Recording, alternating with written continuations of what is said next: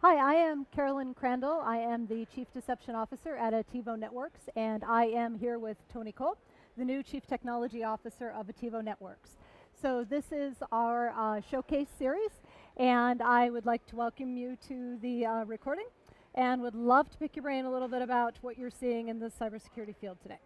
So, well, thank you for having me here, Carolyn. I appreciate it, and I'm very happy to be here at Attivo Networks. So I'm really looking forward to solving more and more problems for our customers across the globe. That is excellent. Great place to start, Tony. You are new to Attivo. You came over from FireEye, fantastic company, but what lured you, no pun intended, into coming over to Attivo? Well, you know, I was at FireEye for a number of years across the board, and the one thing I continuously saw everywhere I went, was intrusion, intrusion, intrusion. So regardless of the investment that major corporations and governments were making, they were still getting compromised on a continuous basis. So as I started thinking about and looking towards my next challenge in this space, of course it's focused, like I always have been, around solving problems in cybersecurity. And it's very clear to me we need to do something on the detection side of the equation instead of the prevention side, where we could focus more on mitigating the impact of breaches as quickly as possible, hence shrinking that dwell time. And Attivo is leading that space, so it certainly looked like a great jump to me, based on what they were doing in the market. Yep. So you've got a great reputation for being a trailblazer and an innovator. Deception, isn't that something that companies would want to do after they've exhausted every other security control? Isn't it just kind of a nice, I know it's fun and cool, but isn't it nice to have? So some of them unfortunately think that way. However, I would state adamantly, that they're not correct in their thought process around when deception should be placed into their environment. Deception today is truly focused on shortening dwell time by quickly detecting attackers inside your wire, whether that's a malicious insider or an adversary that's actually come into the environment, and doing things they shouldn't be doing, or even a badly misconfigured structure inside the environment that could potentially also cause some alerts. That today is where most CISOs need to focus across the board instead of the prevention side. Prevention's important, we need to prevent what we can, but if we don't start focusing on the detection side and shrinking the dwell time, then adversaries are going to continue to carry off and exfiltrate all the data that they want. And today, they're having their way with us continuously. If you look at the recent reports from FireEye's M-Trends reports, Verizon's data breach report, so the longer dwell time is a little bit more in the M-Trends 2018 report, and Verizon's data breach report that just came out last week. So that one shows that adversaries are getting quicker inside the environment, exfiltrating data. So they've got to start putting deception in place if they're going to actually shrink that impact from the adversaries. No, there definitely is a trend of the attackers taking the upper hand and still continuing to breach, and ransomware obviously having a field day with many corporations. Yeah. So, but why? We have so many different security choices that are out there.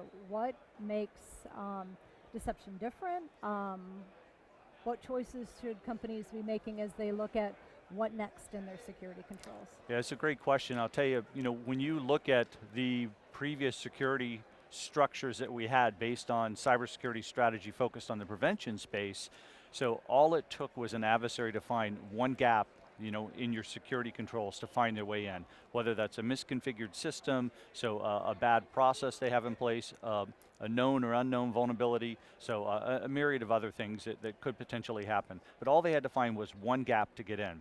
And today, when you look at the deception space, so we're focusing instead on the quick detection of the adversaries across the board. So putting that in place today, allows us to actually quickly identify those breaches when they happen across the board versus actually trying to do the defense all the time. Now we're enabling the cyber defenders to actually have an active environment, so where they're slowing and deterring the attacker on a continuous basis. Great, excellent.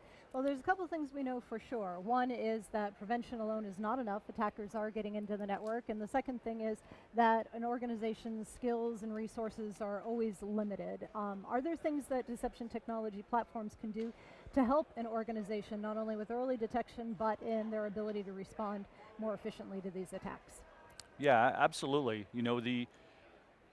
the complete layering of deception across an environment, so when you look at the 4 different areas that an attacker can move once they're inside the wire, a good layer of deception can cover all of those. So, whether they're gathering credentials, so in escalating privileges inside an environment, man-in-the-middle of the attacks, man-in-the-middle attacks, so a number of other areas. What we do is we can actually integrate into the environment across the board with the existing tool sets, making those tool sets better. So the playbooks that we can bring to play, so tying into orchestration, so where the forensic artifacts that we gather inside our systems can actually provide those incident response teams with the information they need, not only to actually get the attacker out of the system, but also to potentially prosecute them as well. So the other thing that we hear all the time is, well, that's a lot of stuff. Isn't that really going to be complicated, and aren't I going to need a lot of sophisticated people to be able to operate and maintain this? So myth or reality? Is deception hard to deploy and operate? Yeah, it's absolutely a myth. One of the great things that CIOs love to hear is, we don't touch the production environment outside of importing their images into, our decoys and lures. And the other piece that's really important is, have a conversation with existing people that have deployed it. I remember one large customer of ours that actually stated that it was a quarter of 1 FTE, to actually maintain, the deception system they have. 1/4 of 1 FTE, which is not very much. Because the big difference is when people think about new technologies inside the wire, they think about tons of alerts. So, and that's the big thing for us. When you put us in the environment and you've configured this layer of deception across all different attack vectors, then you actually, if something alerts, it's important because we don't have false positives in the way our system is structured across the board. It's possible you could misconfigure it, but we're not in line. So if somebody touches a set of deceptive credentials, so that's a problem. It's either a malicious insider, or it's actually someone that's broken into the system. And the same thing if they've actually gone to a server that's inside one of our decoys. So if there's an alert, it's a problem. It's not going to actually add to the alerting structure that you typically have, where you have just literally thousands of false positives every day for a large enterprise. So that's a big, big difference when it comes to maintaining this environment. Great. All right, excellent.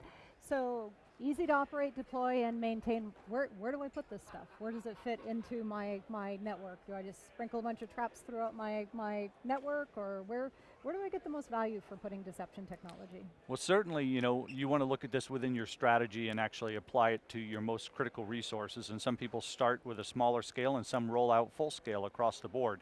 You certainly want to cover all of the critical assets. You want to put it in place wherever someone could potentially have a challenge. So for instance, last year and the year before last, we saw a lot of compromises that came from third-party relationships. So if you've got a structure where there's a trusted third party, you certainly want to cover that avenue into your environment. So you want to look at that. What are the critical assets, as I stated, that are inside there, as well as covering everything that's potentially in your own environment that could allow someone to escalate privileges. If you have IoT structure, so on this SCADA side, or you've got point of sale terminals, so you certainly want to cover those where you could potentially be compromised, or they could be used as a leverage point to get into your environment, and steal some of your most important data.